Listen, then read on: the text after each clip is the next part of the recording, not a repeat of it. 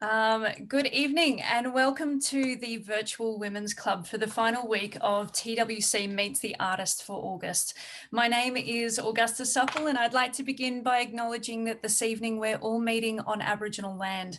I am calling in from the land of the Wongal and Gadigal people of the Eora Nation, which has been known only quite recently as Dulwich Hill in Sydney. I'd like to acknowledge the traditional custodians for their connection to and care of country, which has existed for more than 60,000 years. I acknowledge this deep connection to country, to the waterways, the birds, animals and plants, which are celebrated through the practices of culture, of song, of dance and storytelling.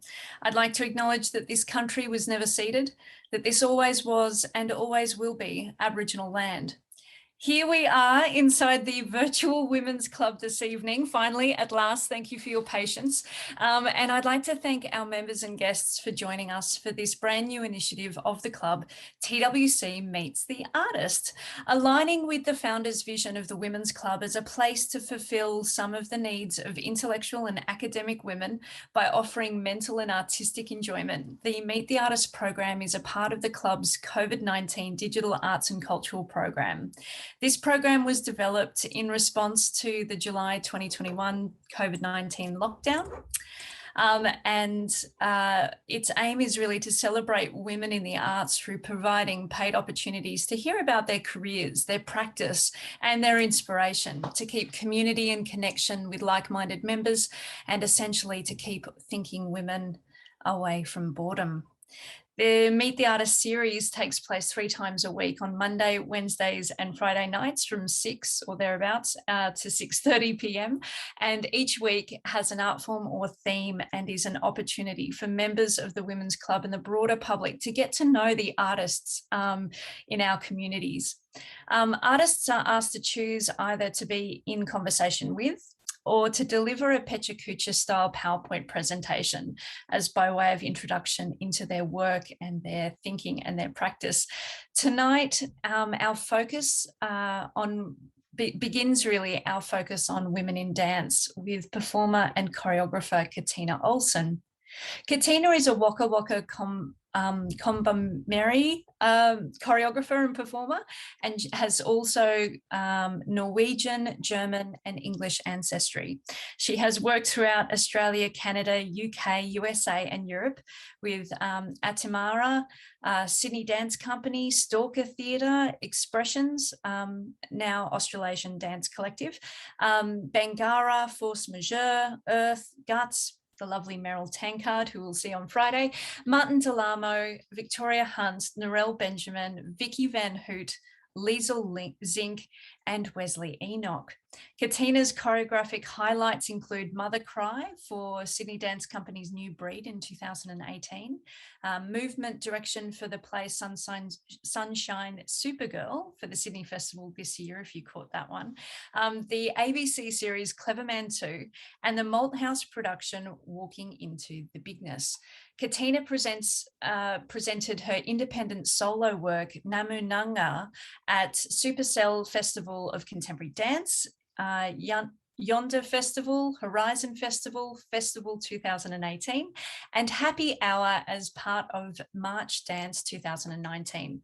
Katina is also founding member of Dance Makers Collective and collaborated and performed with them on their Australian Dance Award nominated Dads, which I absolutely loved, in Insta as part of Big Dance in Small Chunks, Parramatta Riverside, their 2020 sold out Sydney Festival show, The Rivoli, and most recently choreographing solo work Beneath, performed by Emily Flannery as a part of In Situ with Dance Makers Collective's Future Makers at Sydney Festival 2021, which I believe was in Parramatta Park. In 2017, Katina choreographed Min Min for QUT's graduating year of Dance 17 and worked with Digi Youth Arts Unsettled Project in collaboration with the Queensland Museum. Olsen was appointed by Arts Central as 2012 to 2013 Digital Futures mentor and was also one of the 2019 provocateurs for the Generate GC Arts Lab on Kombumerri country in the Gold Gold Coast. And I'd like to say good evening, Katina. Thank you for joining us. And I'm delighted to basically just throw open this virtual floor over to you. So I think you've got some things prepared for us this evening. Yes, yeah, I have a couple of things prepared. Thank you for that introduction. I was thinking maybe I should have given you a shorter bio. You had a lot. There's a lot of words, but you've done a lot of things, Katina, and it's worth, I think it's worth celebrating since we've got the floor as we do. Thank you. Thank you. I thought I would first begin by taking us through a little meditation practice. It's just a short version of what I like to do before I do any workshops or even when I create any dance. And it's a nice chance to calm, center, acknowledge country before we begin. And then I'm going to share a little bit of a Pecha Kucha, not a super strict Pecha Kucha, and then we can have a little Q&A at the end. So I'll do my best to fit this all in. Yeah, first I'd like to acknowledge that I am actually on Aranda country right now. I was in Sydney on Gadigal country about 2 months, can I count? About a month ago, three weeks or a month ago. And I was lucky to, I had work in the Northern Territory this month, of which I still needed to do. So I had to enter into quarantine for a couple of weeks, and now I'm in Mbantua, Alice Springs.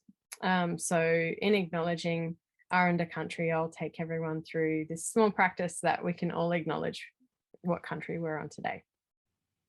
So first I'd like to invite us by just like resting our eyes closed and just take a moment to connect into your breath. Make sure you're comfortable where you're sitting, or if you're standing, however you are. Just find all of your, if your shoulders are a bit tense, just allow them to fall down into the earth, dropping the weight.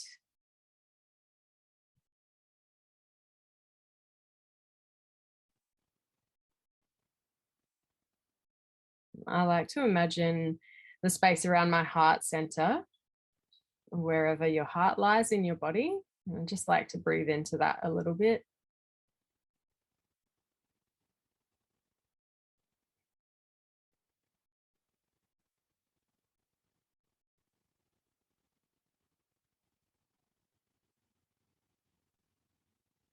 And I just like to imagine a line of energy connecting this space to my belly,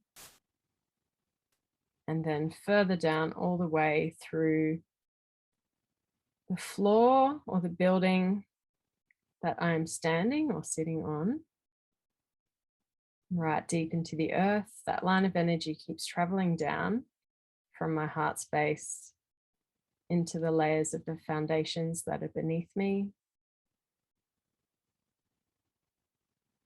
And I like to imagine I'm giving what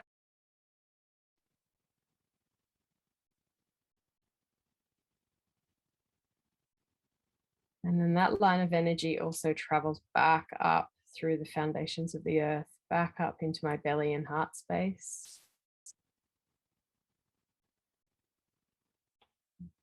And I just receive what I need. And it's cyclical, so giving and receiving.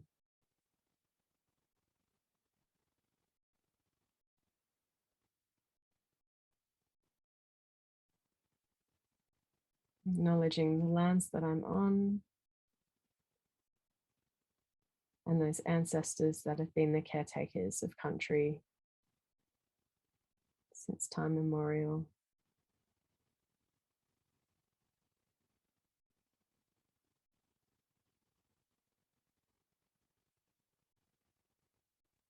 And just connecting back to the breath.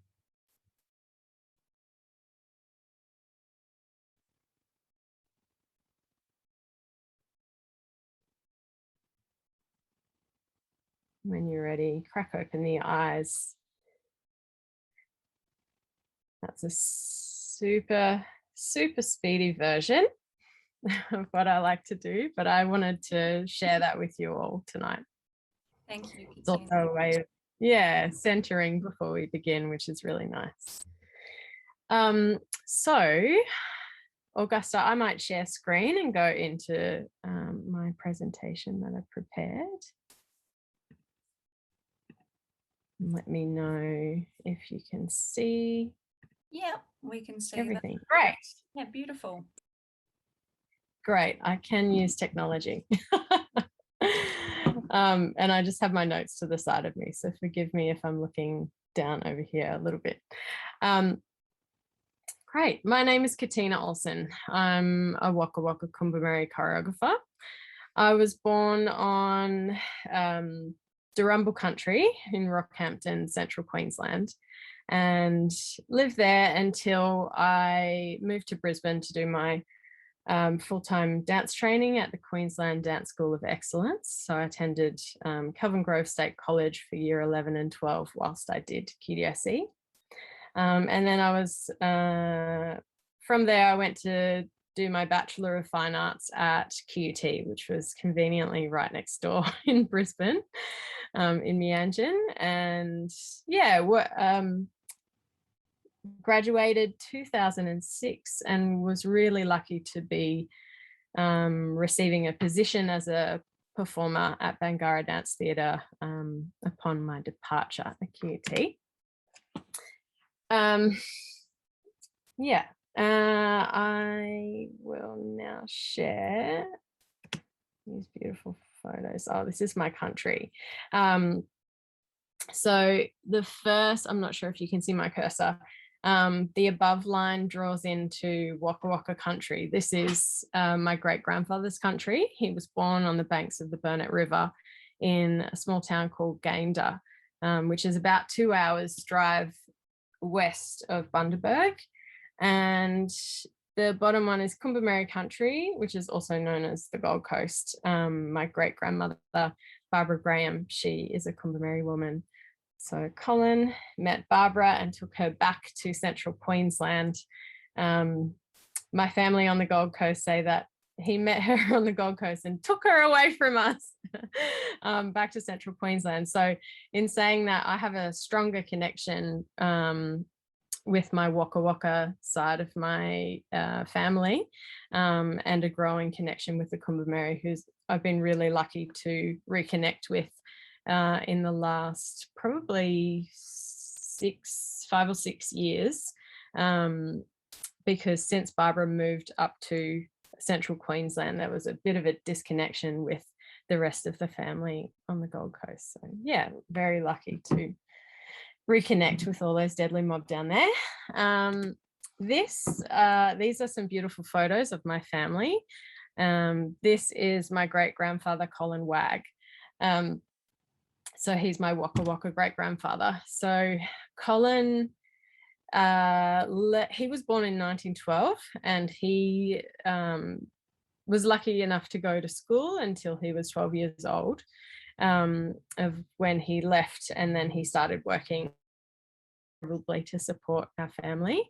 I was listening to an interview that he did with Radio National, and he says in the interview that he worked milking cows for quite a while.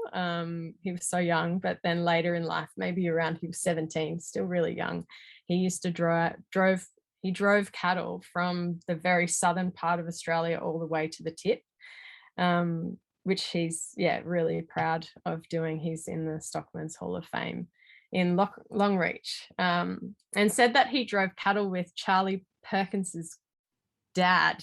I think it was his dad, yeah, which is pretty amazing. We were the Wakka Wakkas. Colin was the son of William Wagg, who was the head stockman on Eidsvold Station. So our family, we called ourselves Station Blacks. So in some ways we were fortunate that not all of us were taken away to missions. We were able to stay on country, although Colin's aunties were all stolen generation. They were taken away, which I later found out at one of his brother's funerals in a eulogy. There's a lot of so much family history. But yeah, so in some ways we were very lucky that most of us weren't taken. We were able to stay on country. But in doing that, because we were working on the station, we weren't allowed to practice any language or dances or any, cultural, which was very suppressed. So growing up as a young child, I held a lot of shame for not knowing. I'd be a really proud Aboriginal person, this little tanned kid with blonde hair that would very proudly say, I'm Aboriginal. And then the, young kids at school would be like, oh, well, say something in Aboriginal, or do this, or do a dance. And I would just be a bit ashamed because I didn't know why I didn't know. And I felt like a fraud. It was, it's tough. But as I grew older, learning more of that history, I came to realize that there's reasons why. And it's that kind of filtering down of the effects of colonization. So I share this because this definitely comes a lot into my work and the why I create what I create with dance. And on the right is Barbara Graham. So that's my Kombumerri great-grandmother. I wasn't able to meet her, actually. I was lucky enough to meet Colin. He lived until he was 97. So I think he passed away maybe 10 or no, would have been about 15 years ago. But Barbara, I never got to meet, unfortunately, but I'm very lucky to meet a lot of her family on the Gold Coast. So I know not as much about Barbara. Here we have my dear Auntie Violet McDermott.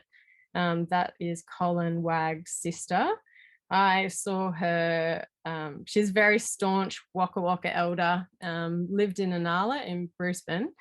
And she passed away maybe within the last 5 years. I really saw her as a kind of grandmother figure in my life because I wasn't able to meet my grandmother, who's standing on the right just there. That's Winifred Wagg. I think she passed away in her late 30s in Sydney. So I wasn't able to meet her, but Auntie Vi was a very special lady, led the way in so many ways. And she actually took me to my first Bangarra performance, to see Bangarra for the first time when I was at university. So she very much has a place in my whole career. She knew what she was doing. So, and it was then when I saw Bangarra for the first time when I was at uni that I realized, wow, this is what I want to do. This is who I want to dance with. The early stages of my career. This is my Auntie Danying. She preferred to be called Danying rather than her other name, Shirley. It's her Aboriginal name. Auntie Danying was another one of my kind of grandmothers, also Colin's younger sister, an elder in Inala. I heard she gave a treaty which she wrote on a cardboard, piece of cardboard, and gave it to his wife when she visited Inala many years ago. So she was a really strong, young, fierce elder in her own way, in a really different way to Auntie Vi. I think Auntie Vi and Colin would have seen a lot of things happen, so they kind of spoke in a really different way. But Auntie Danying was quite fierce and wasn't too afraid to, I guess, really not be outspoken, but just, there's a different kind of fierceness that you're able to have as things progress through the years. I guess it's hard to articulate. But it's interesting, Danying also, I heard she had to, and this is common with a lot of our family, in certain times in Australia, she would sometimes pretend she was Indian to save from the racism of her time. But yeah, she's got a really interesting story and I learned a lot from her. This is a photo of me dancing with Bangarra. I can't remember what year it was. But yeah, Bangarra was my first professional job. I worked with them for about 4 years, from 2007 to the end of 2010. I toured internationally, nationally, regionally, up to the Torres Strait Islands, which was definitely a highlight. And we did cultural exchanges in Arnhem Land, which was really incredible as well. And I left at the end of 2010 to, I guess, progress into a freelance career and eventually choreographing. And here we go into, this is a photo from Dance Makers Collective show Dads. So in, I think it was 2012 or 2013, Dance Makers Collective formed. So this was a few years after I left Bangarra. We formed out of a need to create opportunities for young emerging choreographers, because we noticed, we really wanted to make dance. But in applying for funding to make that dance, to support us too, we were up against the brilliant independent Sydney choreographers like Martin Delamo, Narelle Benjamin. There were so many great choreographers that we were competing against as really young makers. So we were like, hey, let's join forces. We can all bring different skills to the table. Let's join forces to become a collective and apply for funding together to support ourselves to make dance. So this is a photo from our second production called Dads. And I wrote a little bit about this, actually, I want to share with you all. So this is a solo section from the work, which is called Yalu Dad. So Dads was about bringing together our dads' dance histories. And when I thought about my own dad's dance history, I also wanted to bring in the dance history of my great-grandfather Colin as well, because I thought the intersection of my dad, who is Norwegian English heritage, with my great-grandfather, who is a Wakka Wakka man, these were really different dance histories. One was Colin wasn't allowed to practice his cultural dance growing up, and he wasn't allowed to, I think he knew language, he didn't share much, I think out of fear of those early years of not being able to. So I'm actually not sure if he knew any cultural dance or if he wasn't able to learn that.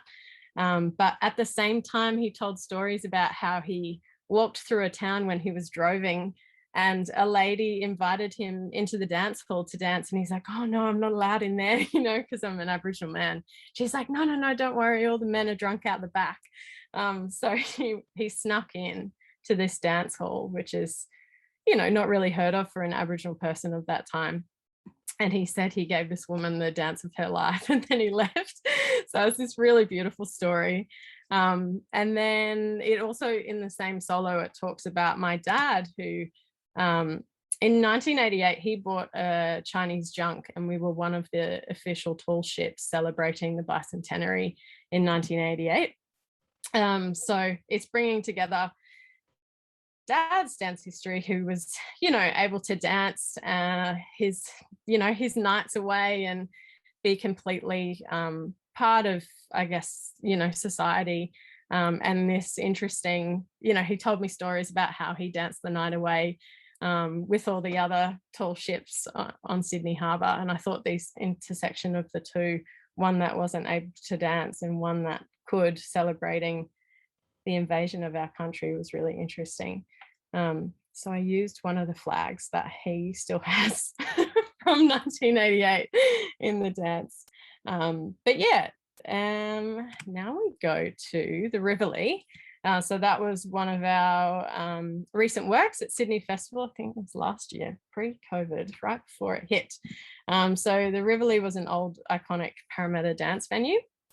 And so you hear the voices of people that danced at the Rivoli, as well as the voices, those who dance now in Granville, which is where we created and performed the work.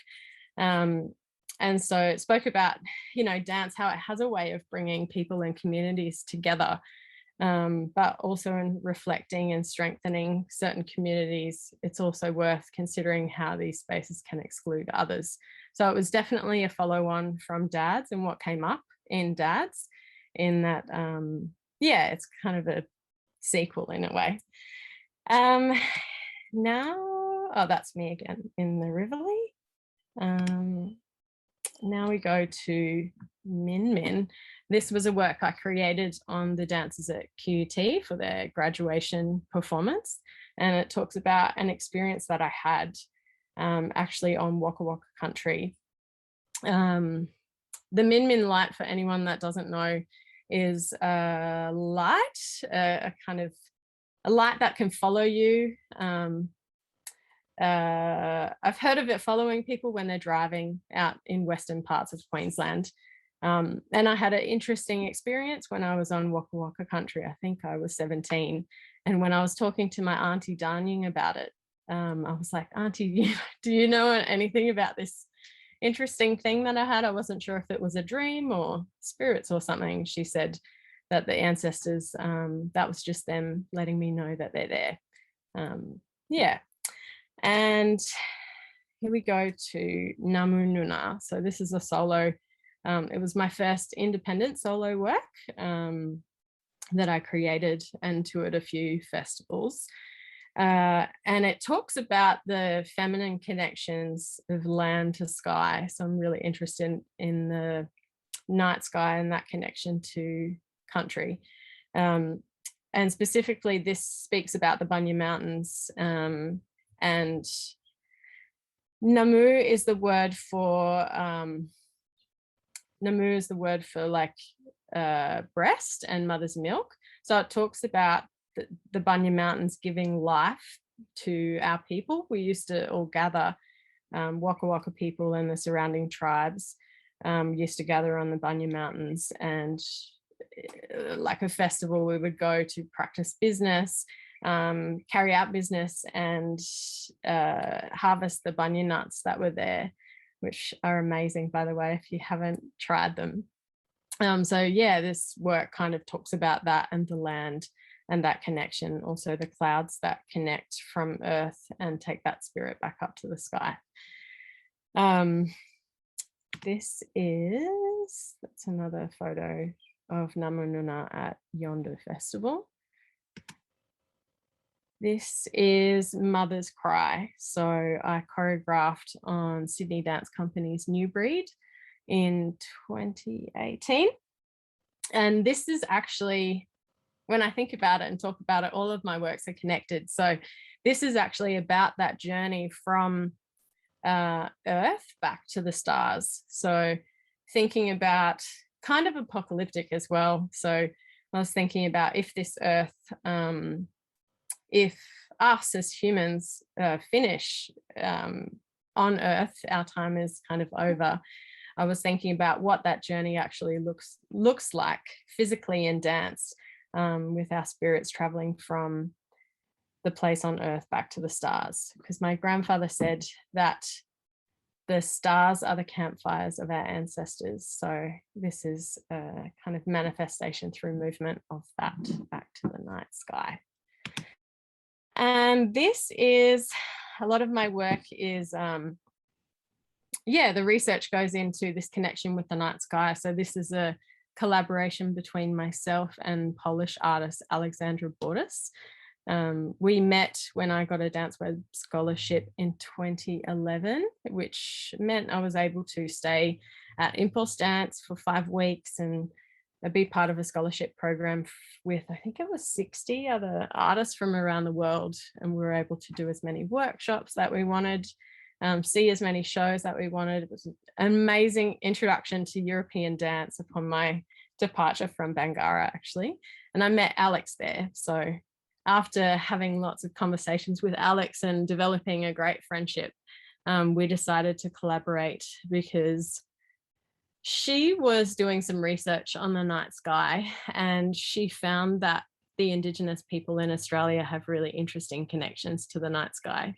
And as we were talking about it, we thought we should make some dance about that together. In Poland, there are these rock formations that connect to Pleiades in the night sky. And in Australia, like so-called Australia, we also have rock formations from the Indigenous mob in different areas that connect to the stars as well. So this was us digging deeper into what is this global sharing of night sky stories. And we embarked on a residency tour, which saw us in initial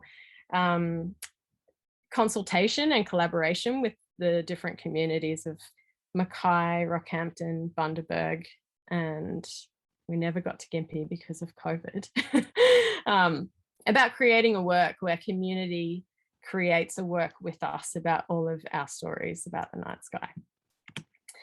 This is us teaching a workshop in Rockhampton special school, and this is my cousin's son Jack, who was helping us in the class on that residency tour of cosmology across country. This is the incredible Yvonne Goolagong Cawley, who I was really, really lucky. Right. This is a career highlight for sure. Yeah, I met Yvonne when we did one of our showings when we were creating Sunshine Supergirl, the play about her life story. And I was originally cast as a performer actor in the work. I dance and act in the play. And later on, went to also movement direct as well after the original choreographer wasn't able to be with us from our final development into our first premiere in Griffith and our season at Sydney Festival. That's me in my form with the racket, hopefully looking like a professional tennis player. I think you're pulling it off, Katina. Yeah. I make it look like I can really play tennis, but don't tell anyone I'm not very good. Yeah, I can fake it really well.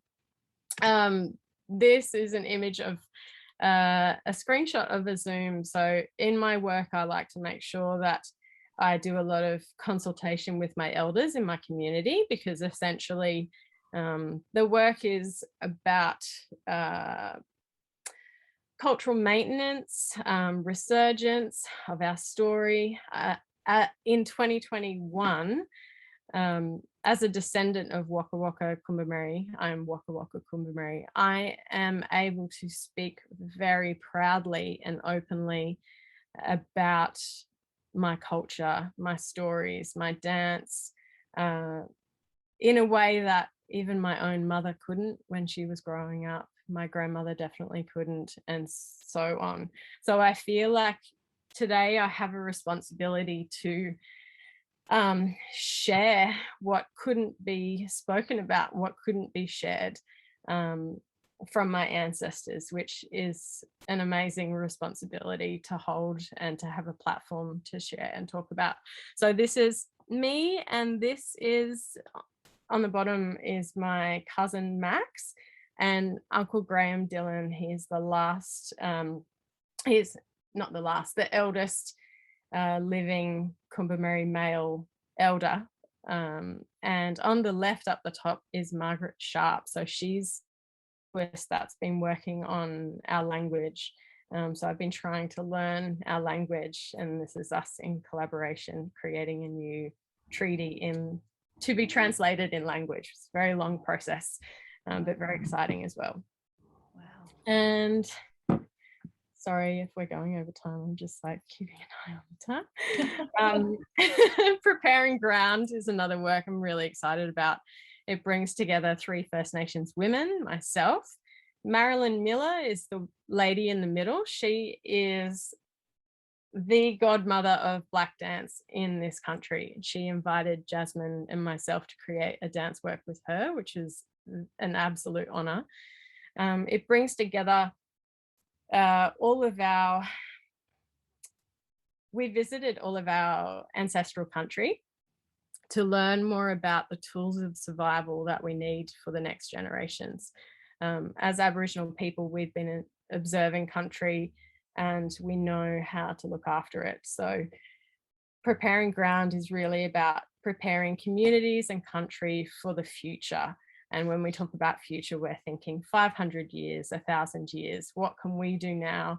What can we share through dance to remind everyone of the collective responsibility about looking after country? And this is this was actually a pivot, but a really great pivot. So I received a grant last year to go to Norway, and with the timing of everything, I found out I got the grant from Create New South Wales. Thank you very much. Very grateful. Found out I got the support on the Monday, and Friday Norway had closed its borders because of COVID. So throughout this year, I'd been hanging on to this support and realized travel to Norway is not going to happen anytime soon. So I needed to adapt the project. So I adapted to create a workshop that actually shares the process and how I make dance.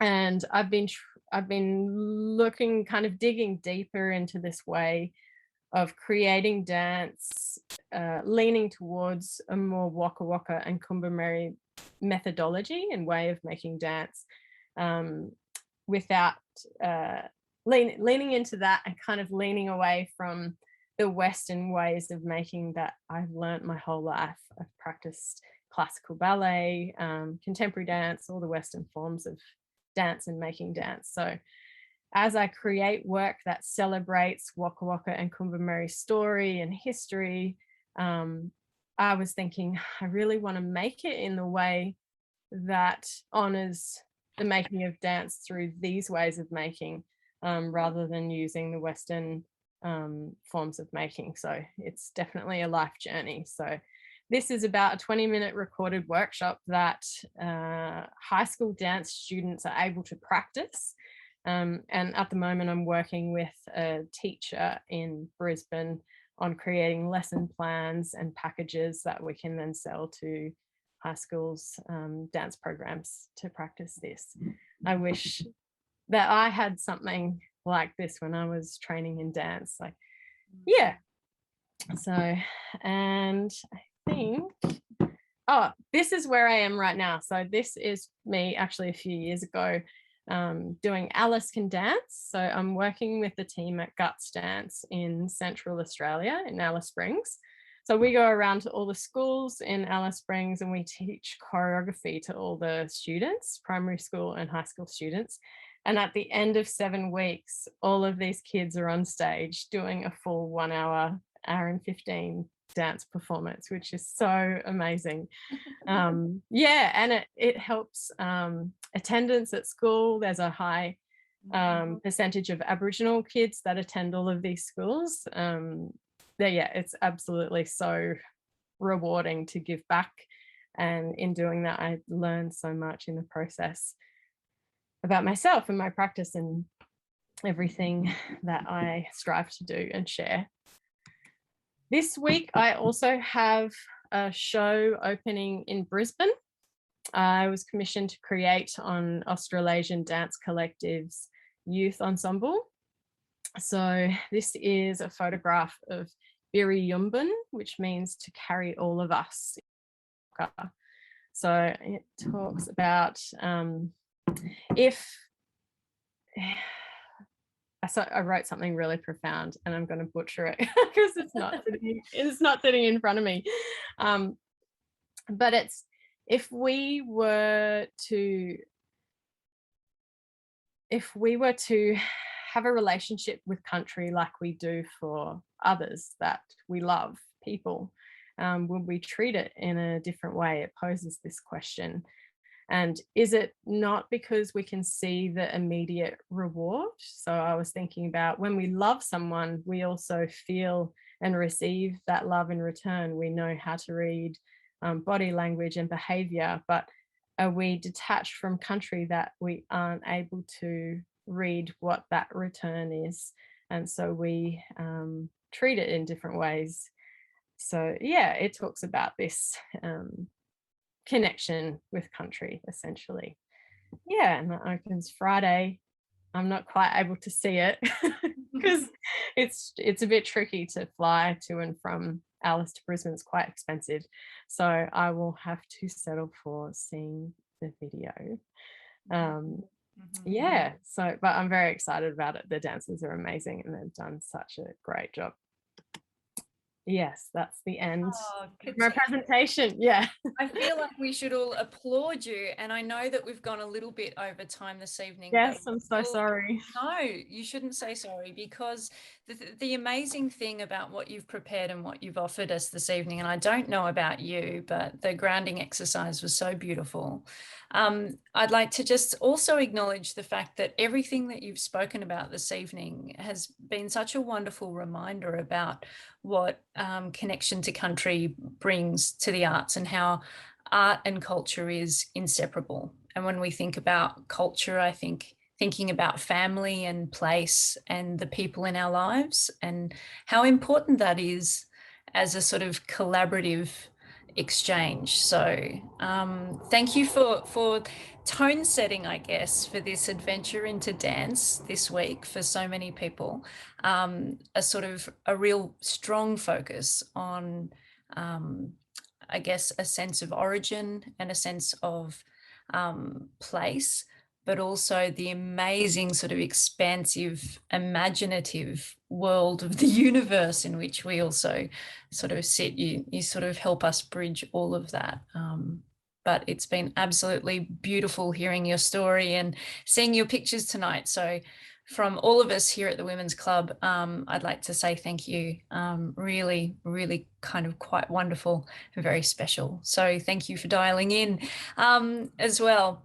For everyone that's joining us this evening, you can check out more of Katina's work, of course, on her website, and also on the Dance Makers Collective website. I'm a big fan of Dance Makers Collective and how they connect with the community, and also history as well in their making. We've also got two other really fantastic performers and choreographers this week. The wonderful Charmaine Yap from Sydney Dance Company, who is going to have her baby any day now. So fingers crossed that baby lets her speak on Wednesday night, and maybe comes after Wednesday maybe. So fingers crossed for that. And also the incredible and very inspirational Meryl Tankard, who will be joining us on Friday to talk a little bit about her career and her great inspirations. As always, thank you for joining the Meet the Artist series, and I hope you all take care of yourselves and each other. Keep connected, and I look forward to seeing you again next time.